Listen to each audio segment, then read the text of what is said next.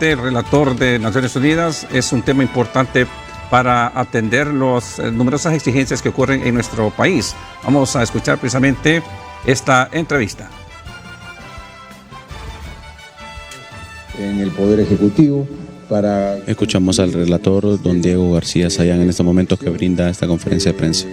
Defensores de derechos humanos, de abogados, de operadores de justicia, y que algunos pasos se han dado también en el sistema judicial y en el Ministerio Público. Por supuesto que se puede constatar que estos pasos todavía son insuficientes frente a las presiones de la inseguridad ciudadana, pero da una señal de voluntad política que se ha traducido en una ley y en acciones de un mecanismo que está empezando a funcionar y que alentamos a que se fortalezca en el corto y en el mediano plazo, porque esto es urgente para los operadores judiciales y para la sociedad en general. En segundo lugar, que para enfrentar un tema muy delicado para una sociedad que es los altos niveles de corrupción, el hecho que se hayan dado bajo inspiración de la MAXI, la misión de apoyo a Honduras contra la corrupción, pasos para crear juzgados y tribunales especializados contra la corrupción, así como una unidad especializada y profesionalizada en el Ministerio Público, son pasos muy importantes. No solo porque en la constitución de estos juzgados y tribunales y la unidad de la Fiscalía se han incorporado personas profesionales en base a un concurso, en base a sus calificaciones y a sus méritos profesionales, lo que es un paso muy importante que demuestra que sí es posible realizar eso y que se cuenten con esos elementos en funcionamiento, sino por los pasos concretos que han ido dando para que se avance en la investigación de algunos casos importantes de corrupción que ustedes como hondureños ya seguramente conocen. Esto es un elemento positivo que tiene que ser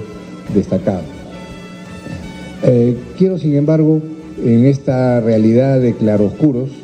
mencionar también que si hay estos problemas que se enfrentan en la sociedad de inseguridad ciudadana, de casos de corrupción pendientes de investigación y sanción, es que hay también algunos problemas. Y voy a mencionar 3 o 4 a modo de ejemplo, sin pretender con esto agotar la lista de preocupaciones y sin desmerecer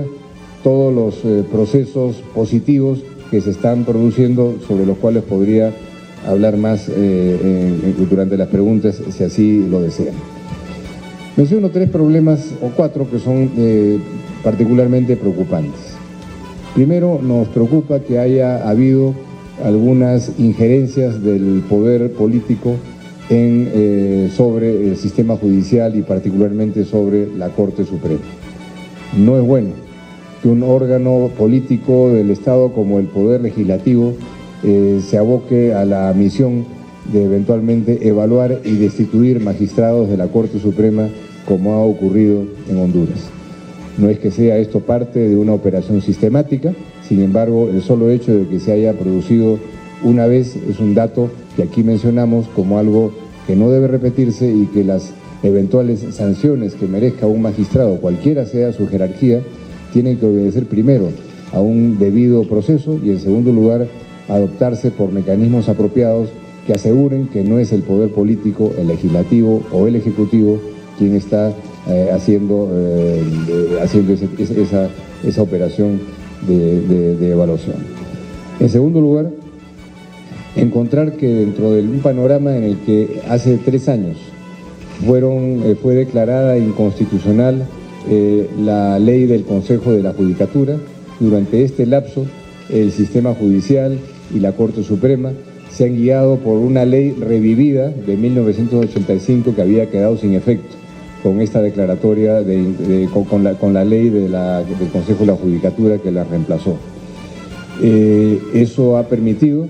que el sistema judicial y la Corte Suprema concentre un poder administrativo exagerado, y que dentro de ella, por falta de una regulación clara de las funciones y responsabilidades de cada cual, haya un poder también desproporcionado en manos de una persona, el presidente de la Corte Suprema de Justicia. No estoy cuestionando sus calidades ni condiciones personales, sino que en general en el diseño de una institución compleja como el sistema judicial, esto tiene que obedecer a regulaciones y a procedimientos muy claros. Y hemos venido insistiendo y lo hemos planteado en nuestras visitas, en nuestras conversaciones, la importancia de que estas funciones tengan que estar perfectamente reguladas a través de una ley orgánica del Poder Judicial y de una ley de la carrera judicial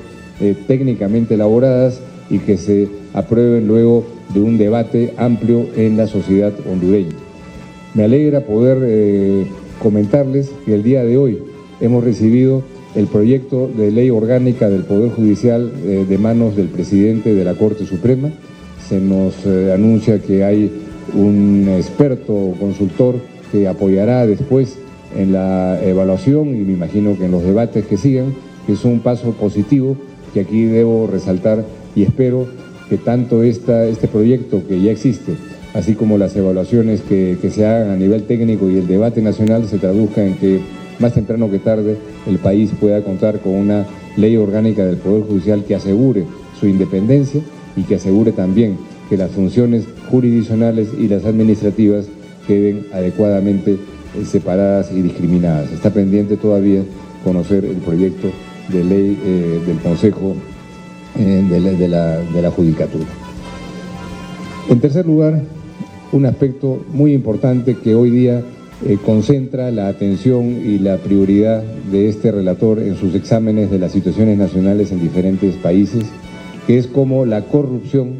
es un factor que amenaza y golpea la independencia judicial y cómo solo con independencia judicial se puede enfrentar de manera efectiva esta lacra que es la corrupción, más cuando es cometida por altos funcionarios del Estado. En ese sentido, vuelvo a mencionar el importante paso dado en Honduras de establecer jueces y tribunales especializados en esta materia, así como fiscales que están avanzando con investigaciones concretas que ustedes conocen, pero también encontrar algunos problemas en las investigaciones que ya están en marcha por la forma en que está estructurado el sistema judicial, por decisiones que a nuestro juicio son cuestionables, que se han traducido en un alto nivel de impunidad o por lo menos de paralización en importantes procesos de investigación que están algunos de ellos ya en manos de la justicia. Ustedes van a recibir en el resumen escrito que se les va a entregar después mayor detalle sobre estos aspectos, pero por ejemplo, el hecho que en uno de estos grandes casos haya sido paralizado porque se dio una norma expresa para que estos casos quedaran referidos al Tribunal de Cuentas, ha hecho que este caso no pueda concretarse, no pueda terminarse, es el caso llamado Red de Diputados, ¿no? En otros casos también hay problemas serios que hacen que finalmente el dinamismo que debiera tener el más alto Tribunal de Justicia del país en atacar este tema con juicios adecuados, por supuesto, con el debido proceso, con todas las garantías de presunción de inocencia y de elementos probatorios como requisito para poder establecer una condena, es un punto central de la agenda pendiente del sistema judicial para enfrentar la corrupción. Y el segundo aspecto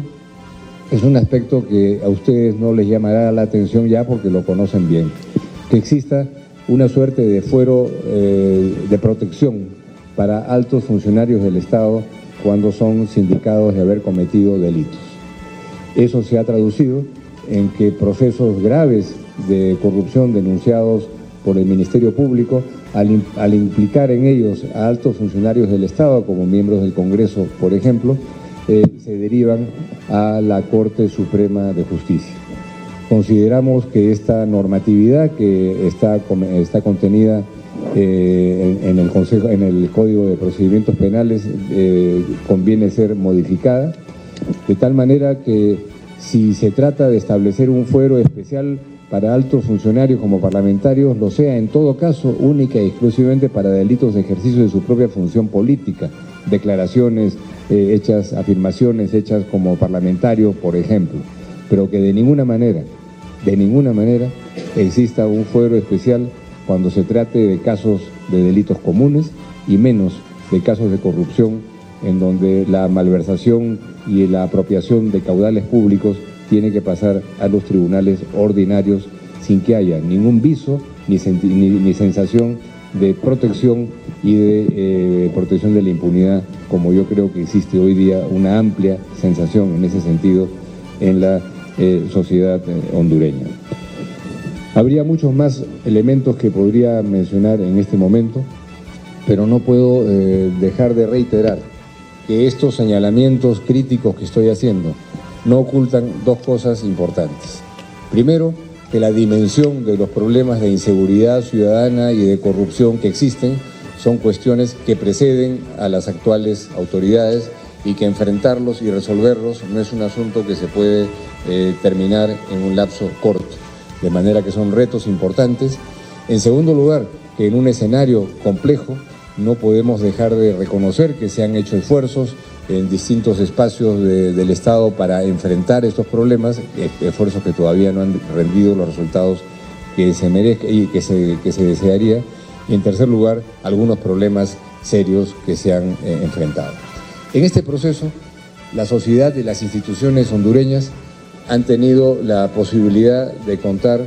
con la colaboración de una misión internacional, la misión de la MAXI, la misión contra la impunidad y la corrupción en Honduras, impulsada por la Organización de Estados Americanos. Hemos constatado que la colaboración activa de la MAXI en todos estos procesos ha sido muy importante y en consecuencia formalmente, y como ya lo hemos planteado oficialmente a través del canal apropiado, expresar aquí públicamente la convicción de este relator especial que la renovación del mandato de la MAXI cuando éste venza en enero del próximo año, con las funciones que desempeña y fortaleciendo las que puedan contribuir a mejorar su capacidad de actuar en la materia de investigaciones por instituciones hondureñas de los casos de corrupción, es algo que exhortamos tanto al gobierno de Honduras como a la Secretaría General de la Organización de Estados Americanos a que procedan a renovar el mandato de la MAXI en su oportunidad. Lo que no excluye naturalmente que se recojan opiniones, pero que sea orientado a reforzarlo y no a debilitarlo en las funciones y mandatos actuales. Este es el informe del relator especial de las Naciones Unidas, don Diego García Sayán, un experto en la independencia de jueces y magistrados que este día ha hecho esta presentación de este informe. Compañeros, este es nuestro informe, este es el contenido en síntesis del informe que ha presentado el relator especial de las Naciones Unidas luego de su visita aquí en Honduras. Voy con ustedes al estudio. Muchísimas gracias al periodista Denis Andino, 17ª cumbre de Tuxtla aquí en San Pedro Sula, precisamente hay temas